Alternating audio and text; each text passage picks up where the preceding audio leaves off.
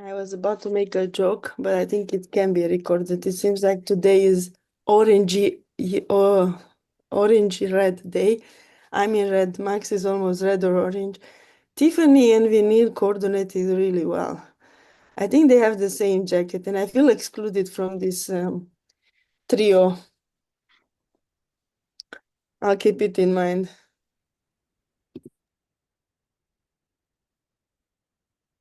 Replanned it. So great. But wait a second, all three of you wear the same hoodie? I'm wearing the summit hoodie. Yeah, Tiffany, yes, the same color. And Max too? And whoa, next time tell us, to coordinate a bit. I will Exclusive. not have that one, don't worry, but it's cute. Very nice. Would And now you everyone who has the jacket wants to put it on.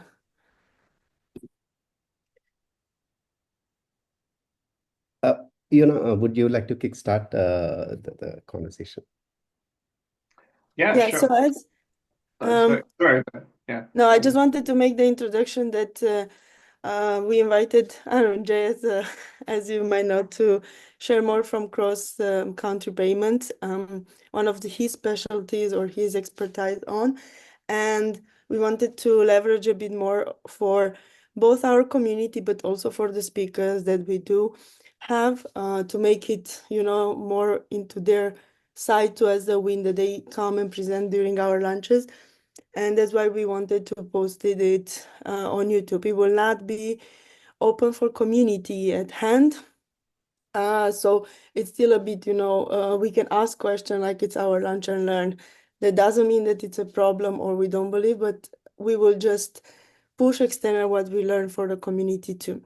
Um, we do have, I think, a plan for the first 2 months of the year too. Probably one of the most planned or hard work periods for lunch and learn. We are ahead of our schedule, so that's nice. But if you still feel like something is missing or you want to hear a topic on a specific theme, do reach out to any of us, me, Tiffany, or Vinyl, with your idea, and we will try to accommodate it and bring it to in a session. And yeah, without further say, let's invite Arunjay to take this virtual stage and share more from his knowledge. Thanks so much for accepting this invitation. Not at all. Pleasure. Thanks so much, Iona and Vinil, for organizing it. And thanks everyone for coming. I really appreciate it. Um, also, feel free to ask any questions as we go along. So today, I want to take you on a journey, one that refines how we think about financial inclusion and remittances. Vinil, can we go to the next slide? So, at its heart, this journey is about something so simple yet so powerful: the small sums of money sent across borders every day. These micro money transfers may seem insignificant to some, but they hold the power to change lives, uplift economies, and redefine financial systems. Next.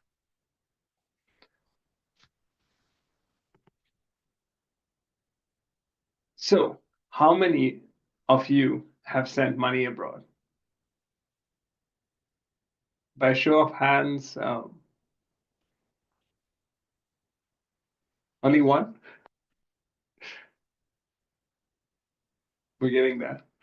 Few. And how many of you have visited agent and sent money in cash?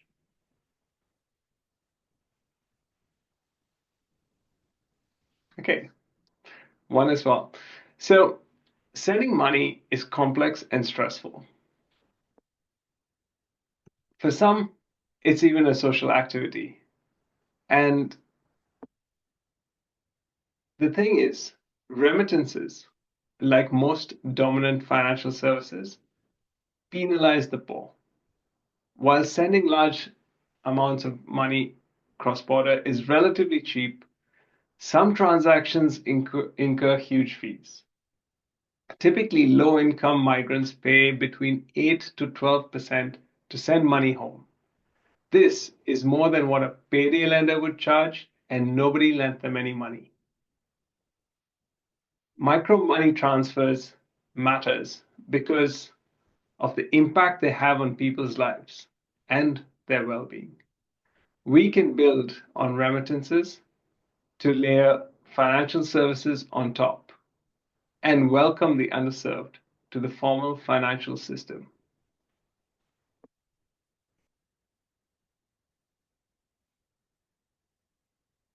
Next. So why I wrote this book? Yeah, in 2017 and 2018, I attempted to build a money transfer startup in the UK.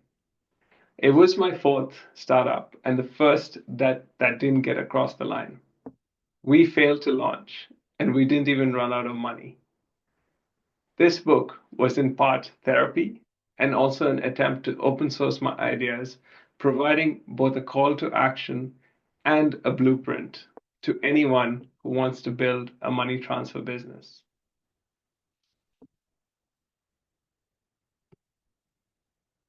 So let's start with the numbers. Every year, migrants send nearly 700 billion home formally, 4 times the amount of international aid, and informal transfers, add informal transfers, and the figure exceeds 1 trillion.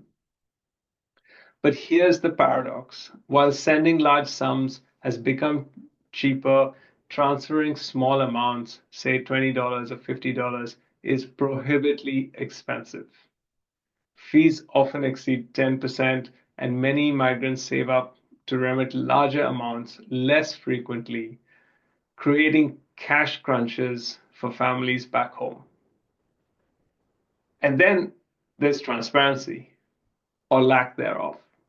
Hidden fees, unclear FX margins, and what I call confusion pricing have eroded trust in the system.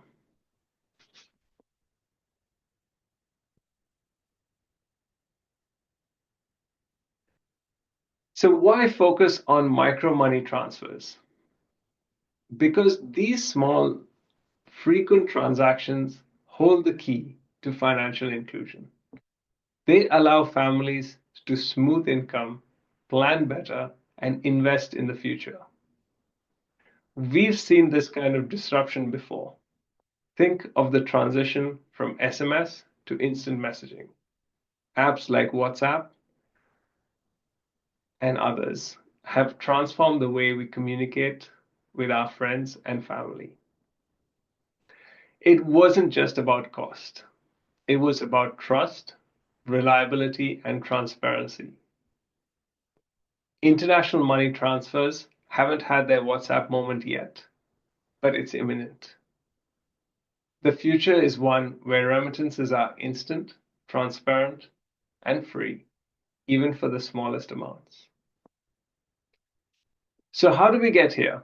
It begins with embracing innovation. So real-time payment systems, initiatives like India's UPI, Brazil's Pix, and Singapore's Pay Now, among many others, are already transforming domestic payments. Imagine connecting these systems globally to enable seamless cross-border transfers. AI to fight financial crime. Compliance costs are a big part of the overall cost, and especially punitive for microtransfers. Using AI to help analyze transactions both ex ante and ex post could make a huge difference. And finally, blockchain and stablecoin, while they're not without challenges, blockchain technology has the potential to make transactions faster and more secure. Stablecoins pegged to fiat currencies could bring stability and efficiency to cross-border payment settlements. So how could we make payments free? Well, today we can make and receive video calls for free. But when it comes to making or receiving a payment, we're still stuck in the past. And video calls, such as this one here, use huge amounts of data, And we know payments are nothing but zeros and one. So surely a string that's shorter than an SMS message really shouldn't cost what it does today. The future of remittance providers lies beyond just transferring money. Offering adjacent services like savings, loans, credit, and insurance will create new revenue streams while serving both senders and recipients better.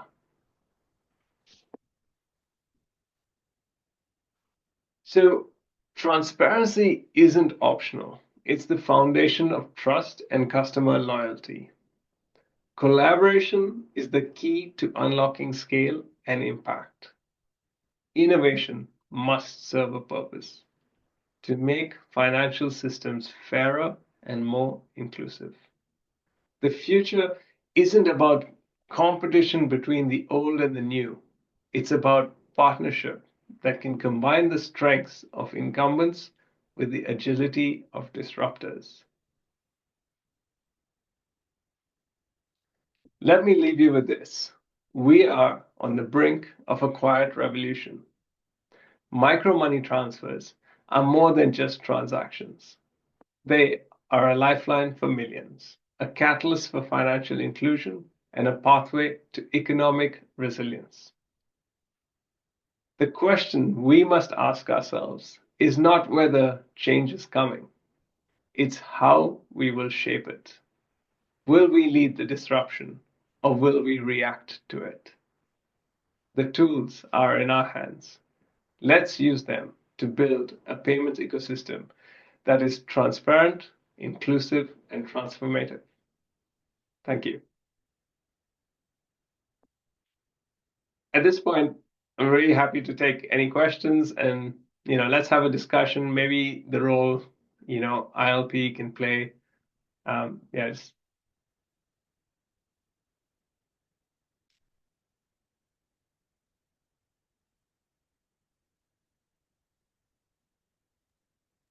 Yeah, Hi, see, Arunjay. Thanks. Yeah. Yeah, I have a question. Okay, let me just do this so you can see me. And I just realized actually that my video wasn't on. No worries. Mine doesn't seem to be on either, so whatever, I'll just ignore.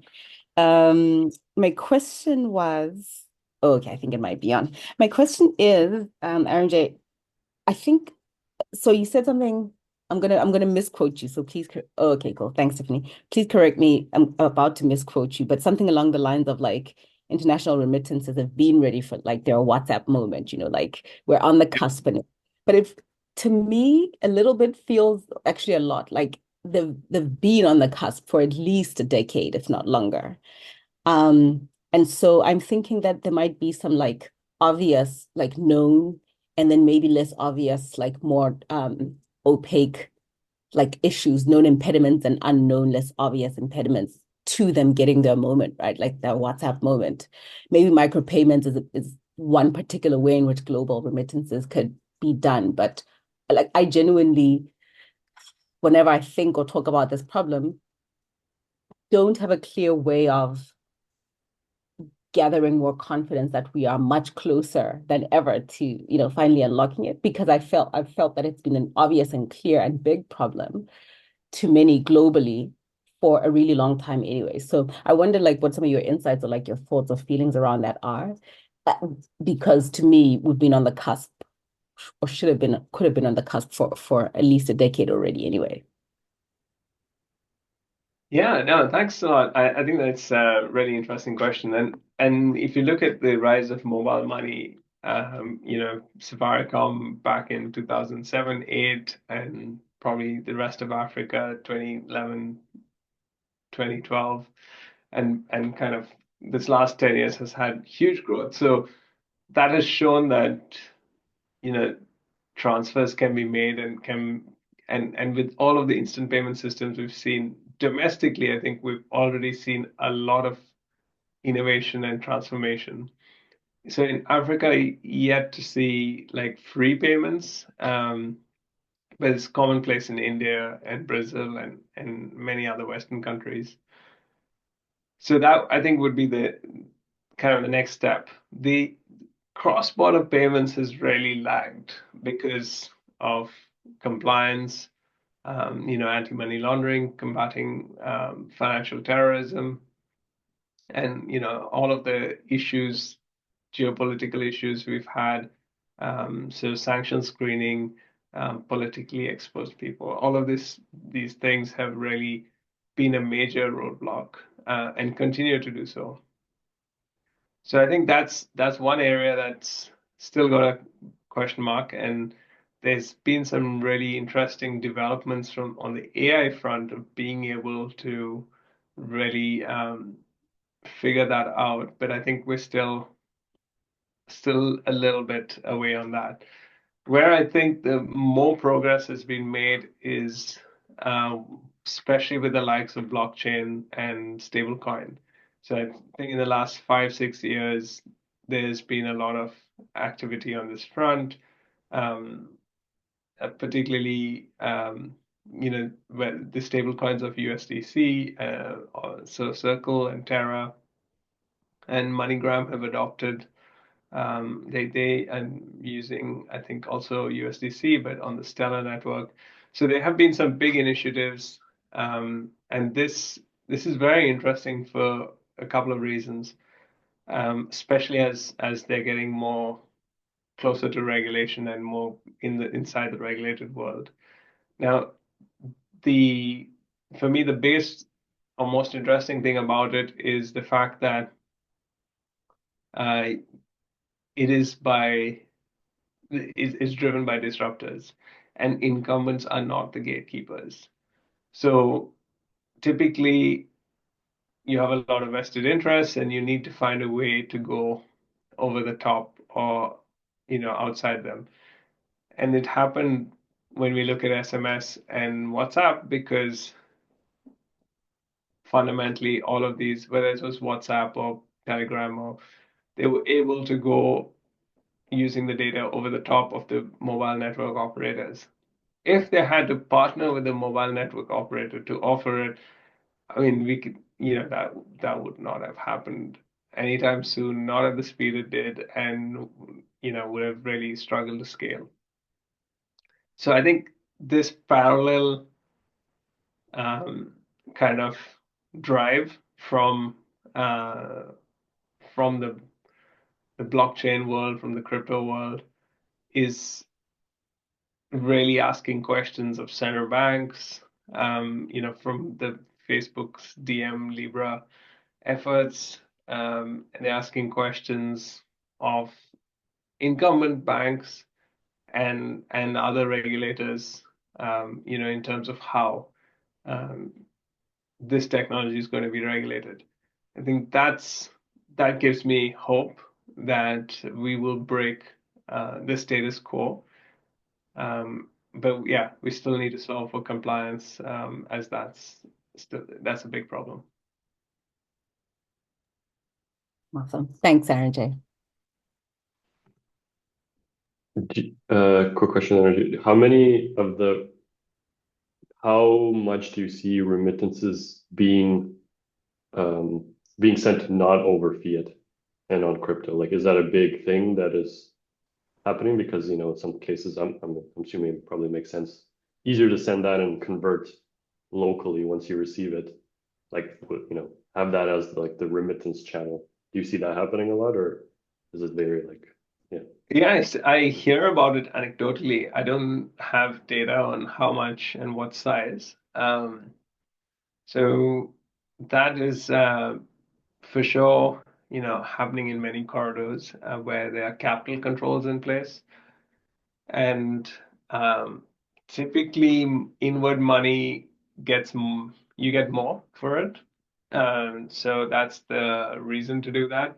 And to send money out is also attractive, because you don't get access to the foreign exchange when you want to do it formally.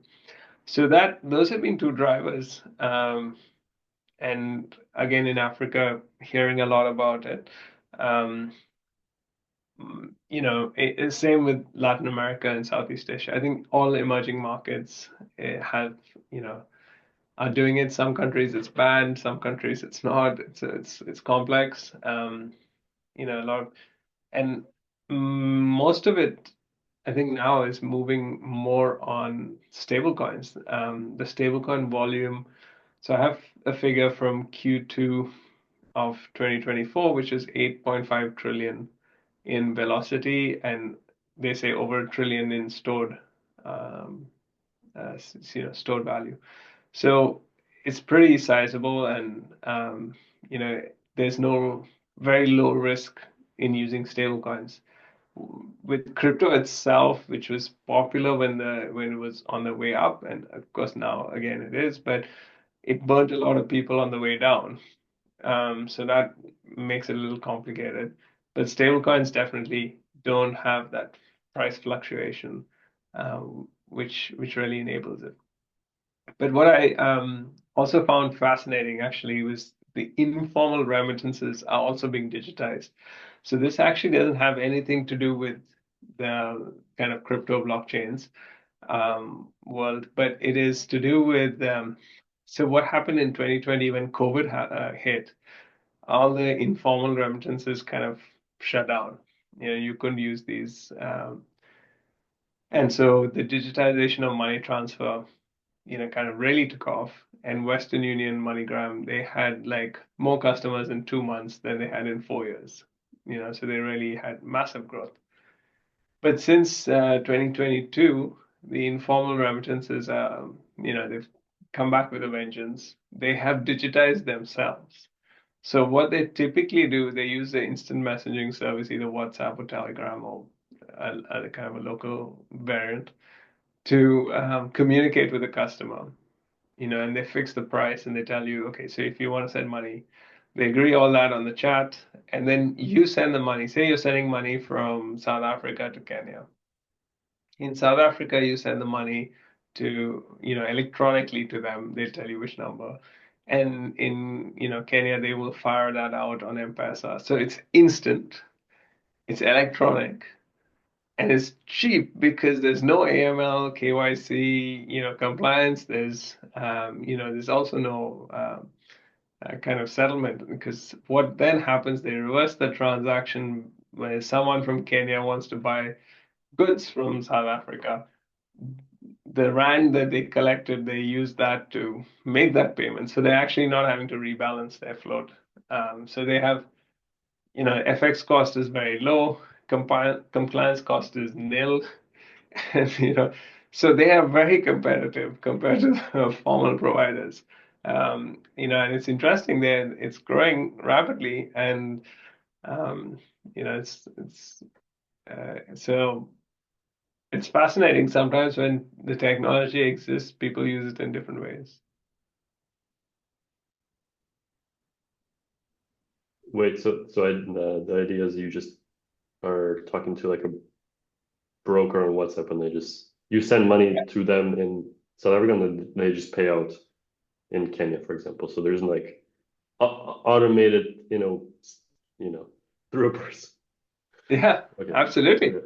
Okay. No, that makes sense. Yeah, it's happening. It's happening a lot now, and so a money transfer operator I was talking to is saying this is our biggest competition.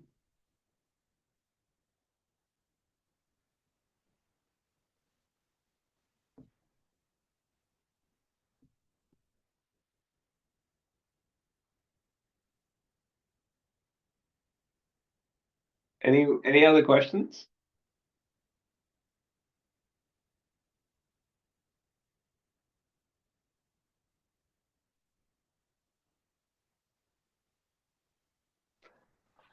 So one of the things I wanted to talk about was the role of the Interledger protocol, and I see a world in which the more these networks get connected to each other, the more interoperability we have, the different routes we have to different corridors will enable more and more efficiencies, which through competition will drive the price down. Um, so yeah, anyone want to talk to that? How do you see CILP. I mean, of course, we have the People's Clearinghouse project, potentially others as well. Yeah. Any thoughts on that?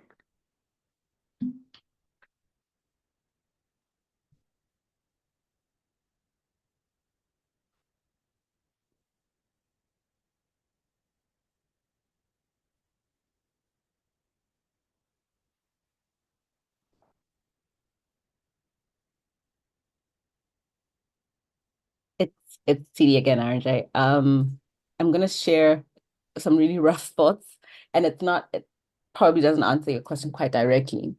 It maybe even throws back a little bit to like to some of what you said a little bit earlier. So I think earlier you mentioned that from the point of view of global remittances becoming lower cost and more accessible and more commonplace, getting there at that moment. One of the things that'll be foundational is collaboration and partnership.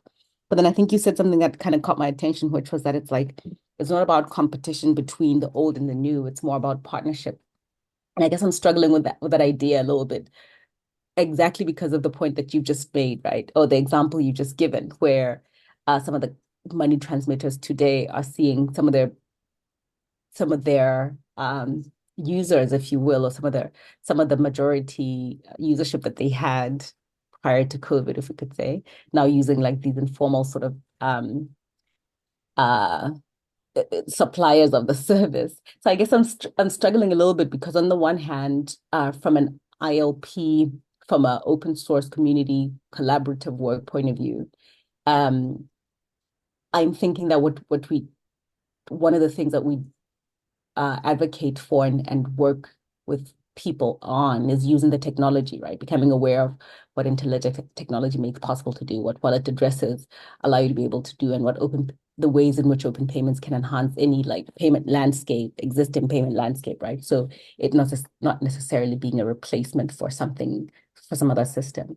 But I guess I'm not entirely clear that this isn't actually in opposition to systems that either are closed source proprietary, so that, where there's some monetary licensing, et cetera, that enable the same or similar kind of functionality.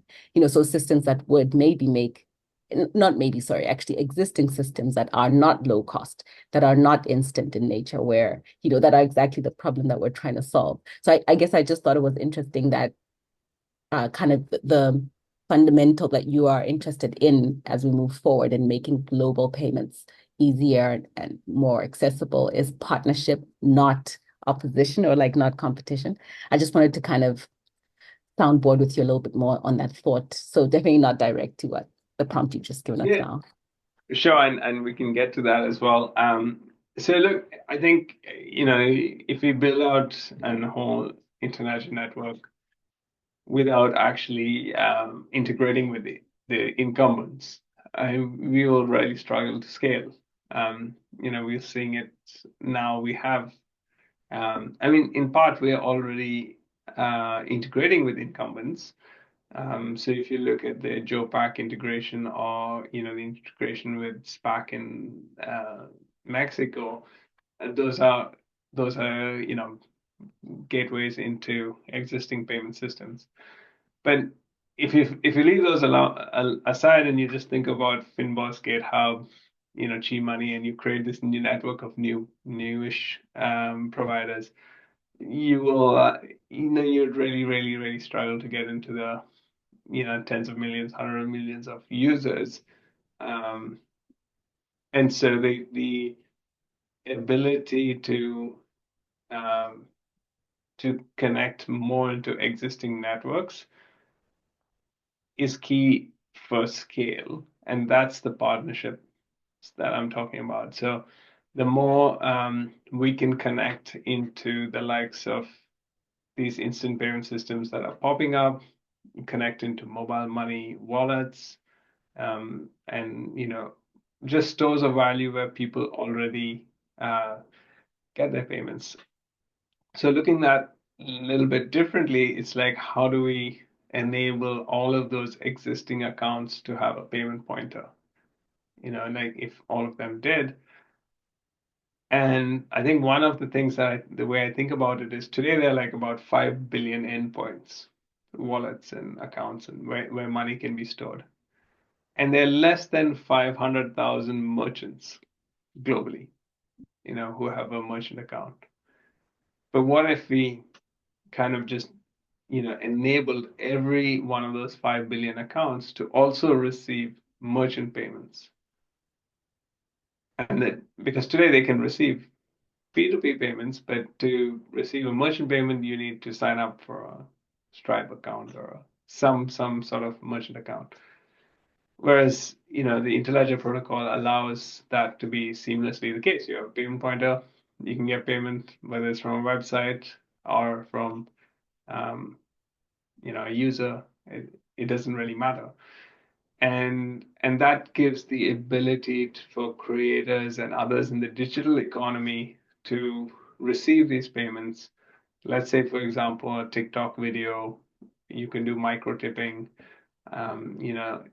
some other service that you want to give, 30 cents, 50 cents, something like that, because you appreciate. So either as a tip or to read a given article or to stream, articles, like different use cases. But it turns all of the people who today just have these stores of value in being able to also receive those payments. And I think that's like really powerful. And the only way we can do that is by partnering with all of these things. Now, just to square the circle on this, for me, the hope is from what's happening parallelly. So the likes of all of the sort of the crypto and stablecoin efforts, and that is opening the incumbents' minds. They're saying, look, we need to get on this or we're going to miss out. And so what I'm saying is that none of that is happening. They would not really be in any mood to integrate or,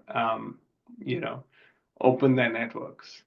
But now they realize that if they don't, they're going to be, they're potentially going to be left out. And I think that was one of my biggest takeaways from going to the Singapore FinTech Festival, is that everybody there is willing to connect. They're like, let's just connect our networks and expand the pie, which is very different from a few years ago when, it would take you 1 year of discussions with somebody to make one integration. So that's the kind of shift that's happening in the industry, and that allows these potential partnerships that could potentially also bring massive scale. Makes sense. Thanks, Arunjay.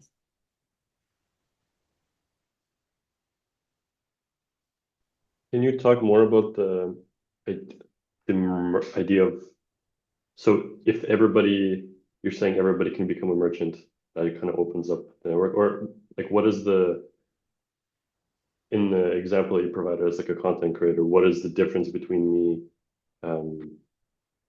like if I'm a user and then I see your content and I'm sending you, is that also just a peer-to-peer payment? Like why is that necessarily, like you're not a merchant? I guess it depends on the platform, right? But what is the Yeah. Yeah. So like, look,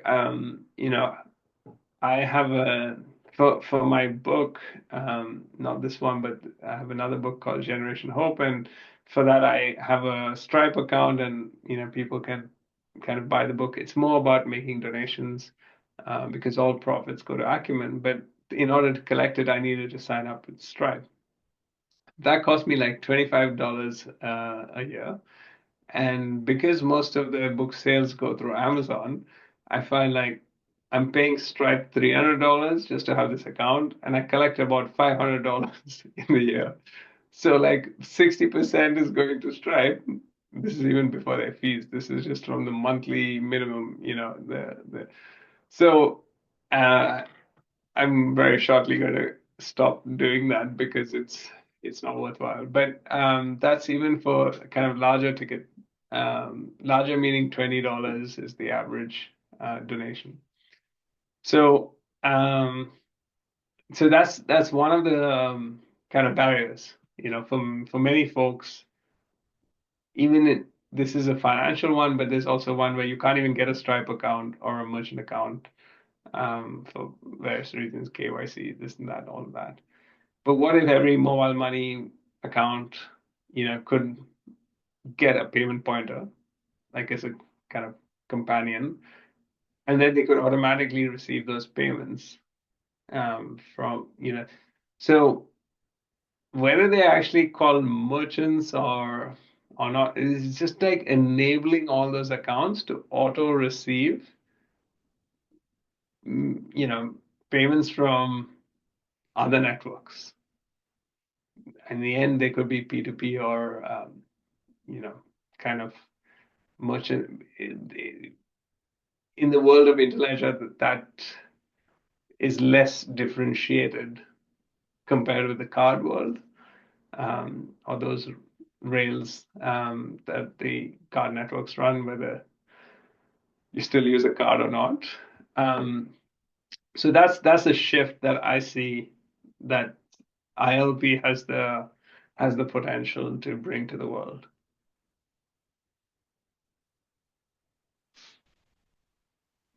Thanks. Yeah, no, totally makes sense. Just wanted more. Cool. Yeah.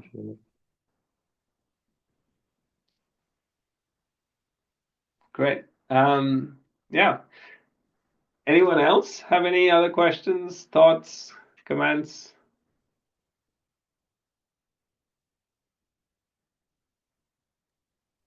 You shared a link with us. Would you like to share a bit more about that? Sorry, which link is this, Vinny? Okay. It's in the calendar. Right. Yeah. Okay. I think I know what that was.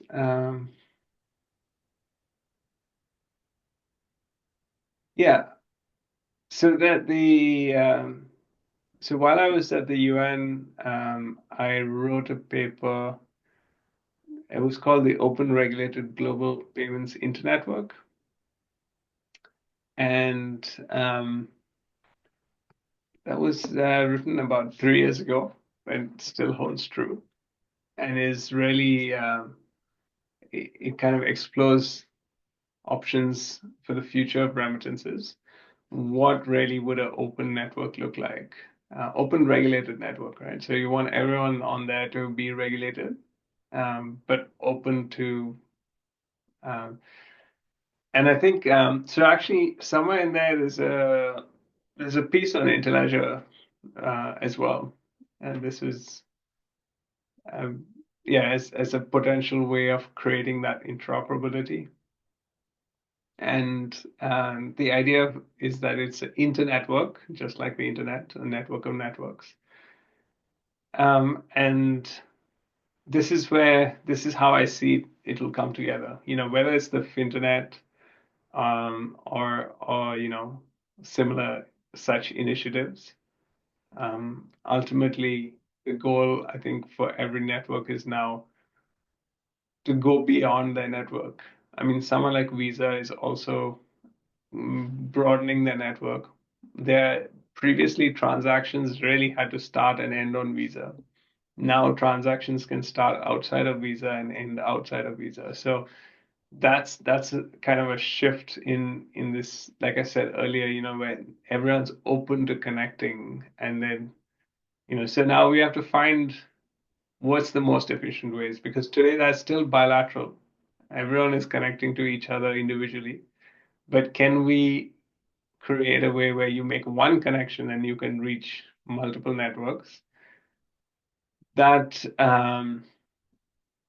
is the power of the Interledger protocol, because if I connect to one node and then one node is connected to another node and another node, we can get to a final destination without this node, the first node, having to connect to all these different nodes independently. So, but I think it's going to be interesting in the next few years to see how exactly this develops.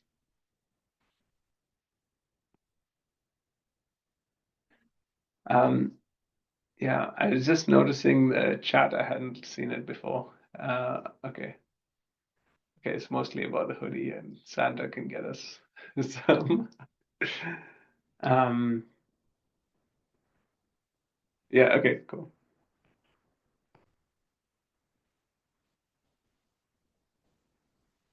Also, for any of you who want to read my book, The Power of Micro Money Transfers, it's available for free download on my website, on Amazon for basically at cost.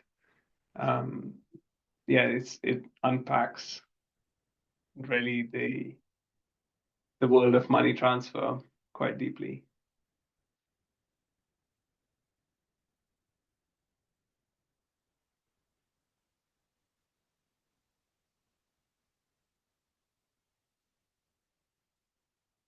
Cool. Thanks, Tiffany.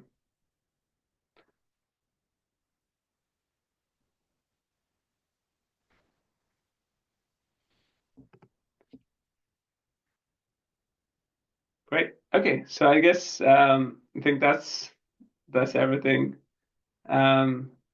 Thanks so much for joining. If y'all have any questions at any other time, you know where to find me. I'm on Slack and everywhere else. So yeah. Thanks, Arunjay. Thanks for the session. I know it was a short uh, notice, but thank you for making No, time. not at all. Yeah, pleasure. Thanks, Thanks. Arunjay. Yeah.